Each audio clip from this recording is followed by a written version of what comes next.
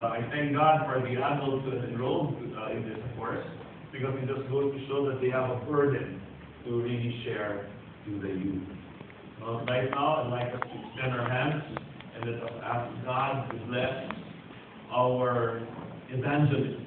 Father, we thank you for the grace that you have endowed these brethren with, Lord God.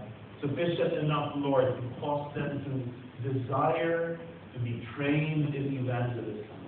We pray, Father God, that this training is but the beginning of, Lord, a life of evangelizing, a life of sharing your glorious gospel, O Lord Jesus, to those who are lost. Lord, Holy Spirit, we ask that you will not ever allow that fire and that burden for the lost to die out, Father. We pray, Lord, that you will continue to anoint them and help them to be sensitive to every opportunity for evangelism that you will present to them.